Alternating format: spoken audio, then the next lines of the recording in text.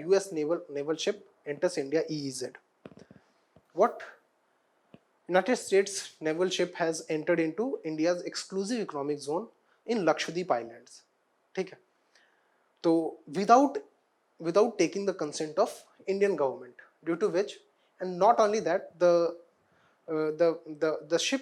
fleet that entered into India's exclusive economic zone has also posted on its website that they have carried out freedom of naval operations in the sea by challenging the excessive marine and territorial claims of India, and they have been doing this for other countries as well. For India also, US Navy has done this from 2014 to 2018 onwards. मतलब they have been continuously doing this in the violation of the UN laws, है ना, UNCLOS, United Nations Convention on the Law of the Seas. तो यही issue है, because now exclusive economic zones are those zones which are 200 nautical miles away from the territorial waters. Territorial waters कहाँ तक extend होते हैं? 12 nautical miles from the baseline. अब base line क्या है? बेस लाइन अगर हमारी जो कोस्ट की लाइन है उसको हम बेस लाइन मान सकते हैं. तो कोस्ट लाइन से बेस लाइन 20 नॉटिकल माइल्स और वहां से 200 nautical miles exclusive economic zone. International UN laws about the oceans and seas navigation say that all the ships shall have the right of innocent passage across the territorial waters, है ना? But the law is silent over the warships or naval ships. In that case, the individual governments had tried to define the sovereignty over exclusive economic zones. In that pursuance, Indian government has also made a law called Maritime Zones Act 1976. We'll be dealing with that. Now, US naval ship enters India's exclusive economic zone. UNCLOS, India signed United Nations Convention on the Law of the Seas in 1994. India has been a member of United Nations Convention on the Law of Seas since 1995. This is the diagram representing how the seas are governed, because lands are governed by the sovereign laws of the countries. क्योंकि पूरी जो land area है, we have divided it into the political boundaries. We have divided it into the countries. Okay, that is about the land area. But seas are global commons. High seas basically. High sea किसे कहते हैं? The area beyond exclusive economic zone. That is high sea. High sea does not belong to anyone. It is what? High sea is global common. Global common वो चीजें होती हैं, the ones which are not owned by any specific country. They are common to all the humankind. Second global common, अगर high, एक तो global common हो गया high सी, एक और ग्लोबल कॉमन क्या चीज हो गई? Antarctica. Antarctica is a global common. But एक बहुत ही कॉन्ट्रोवर्शियल पॉइंट है कि Arctic is not a global common. ठीक है, नॉर्थ पोल के अराउंड जो सीज हैं, they are not global commons. The Arctic council countries claim territorial limits and territorial sovereignty over Arctic reason.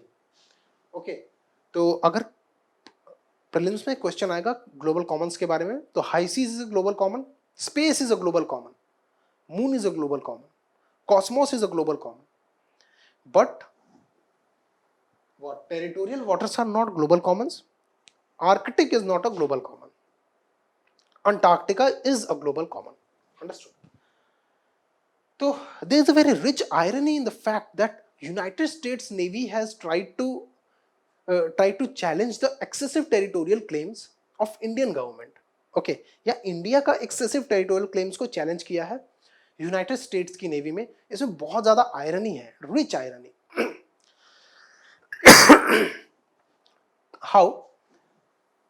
how this all territorial claim over the sea started. तो first of all, US declared exclusive economic zones. सबसे पहले United state government ने exclusive economic zones around the territorial waters, अपने coast के around जो waters हैं उनको declare कर दिया यूनाइटेड स्टेट्स ने सबसे पहले कि they are my territorial waters and I have the sovereign claim of them. ठीक है, इससे क्या हुआ कि बहुत सारी कंट्रीज ने डिक्लेयर करना स्टार्ट कर दिया अपने कोस्टल एरियाज के अराउंड के वाटर्स को, क्या डिक्लेयर करना शुरू कर दिया, as their own territorial sovereignty over the coastal areas. ठीक है, तो इसकी वजह से बहुत सारी प्रॉब्लम्स क्रिएट होना शुरू हो गई। क्यों? क्योंकि बहुत सारी कंट्रीज के ओवरलैपिंग डोमेन्स थे। ओके, कि for example one country and to the second country, they are having overlapping domain, overlapping sovereignty on the what territorial waters. अब इस कॉन्फ्लिक्ट को रिजॉल्व करने के लिए United Nations convention on the law of seas आया। It has defined 2-3 things very clearly. The first one is sovereignty over the territorial waters. Territorial, see, this is the coastline.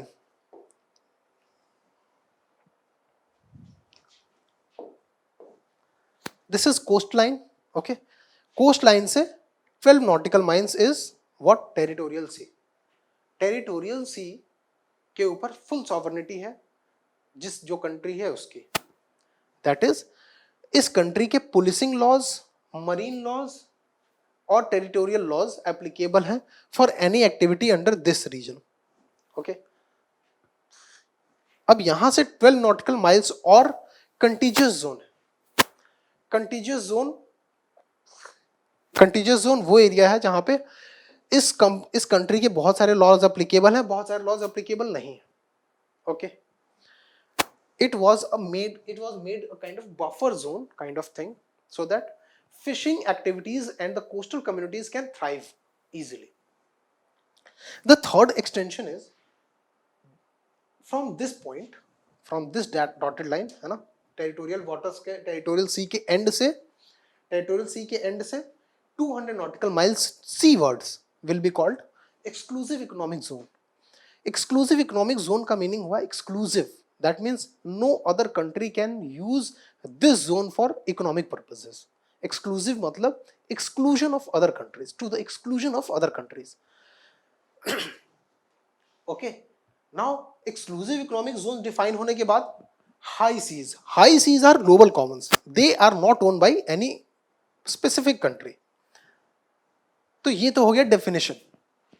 Now let's talk about the kind of rights the countries have over these all zones. Understood? The first one is all the seas. Okay, all the seas are open to all the countries for access of merchant ships. The first one is all the seas are open to access by all other countries. Understood? Means territorial waters में all the ships can be allowed.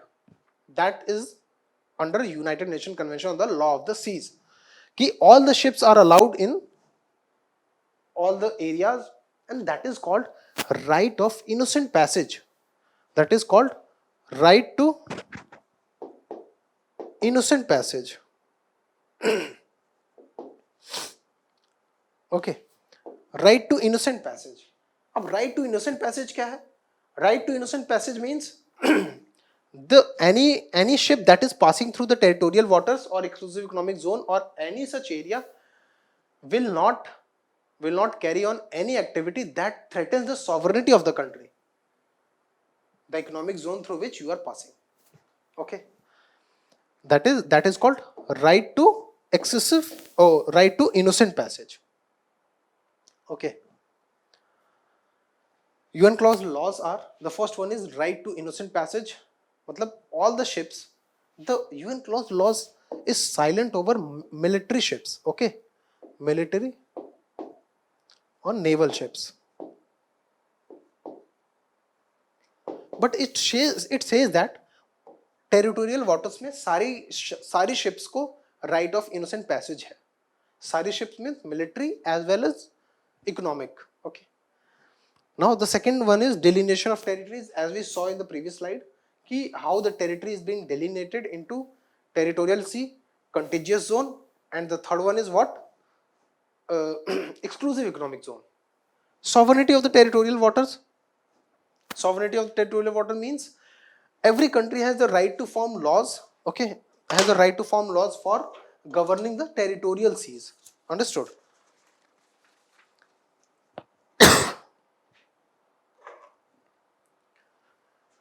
The EEZ, exclusive economic zone, has been defined so that every country can use its own economic zone, that stretches from the end of the territorial sea to 200 nautical miles seaward. Okay, and high seas as open seas. High seas have been declared as open seas and accessible by all.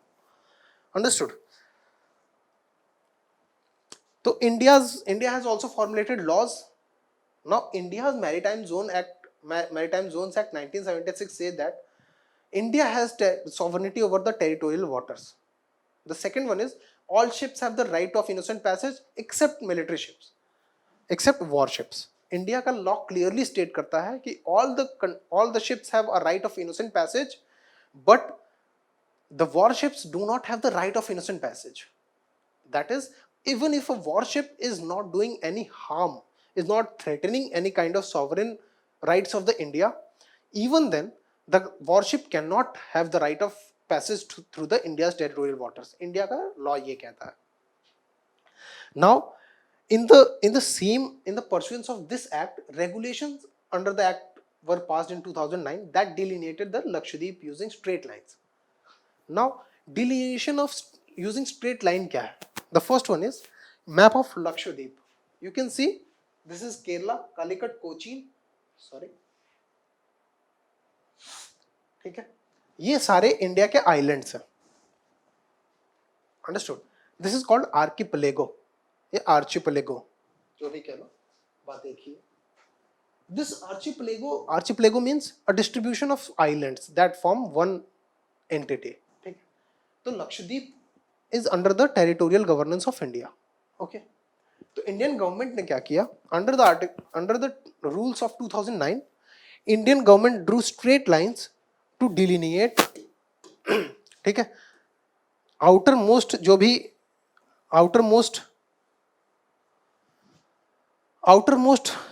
जितने भी islands थे उनको क्या किया? एक straight line से जोड़ दिया.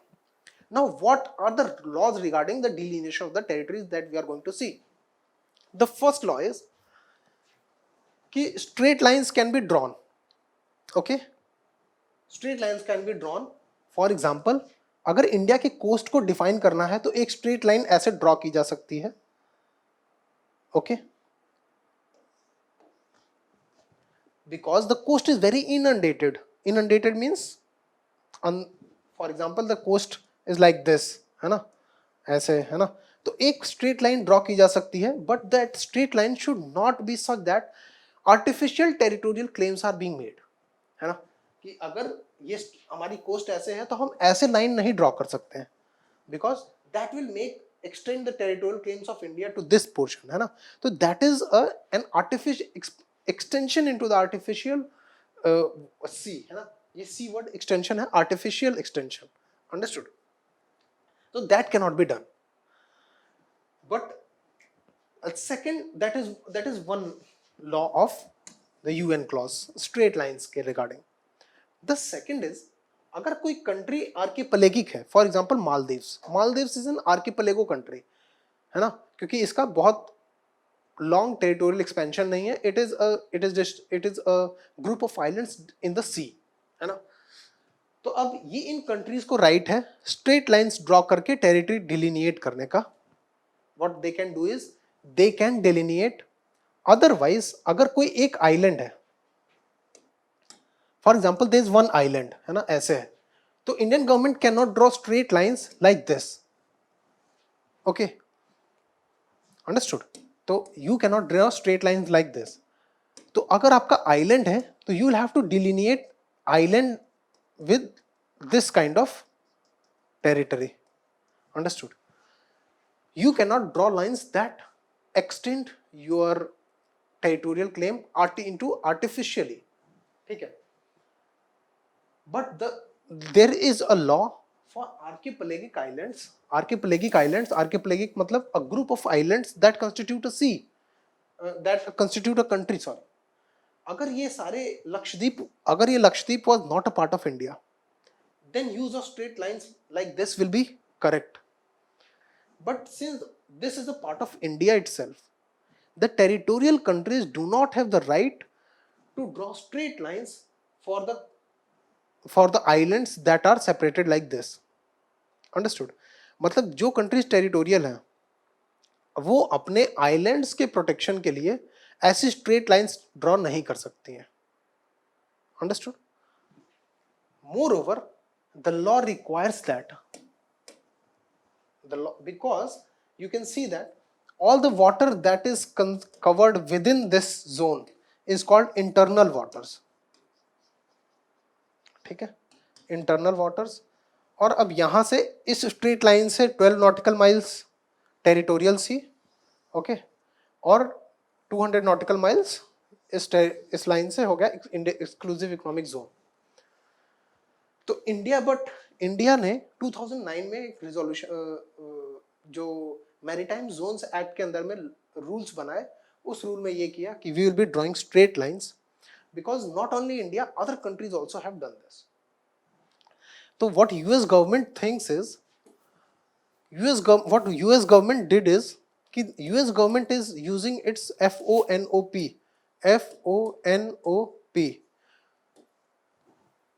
freedom of navigation. FONOP can be simply said as freedom of navigation. US government is trying to challenge India's excessive territorial claims.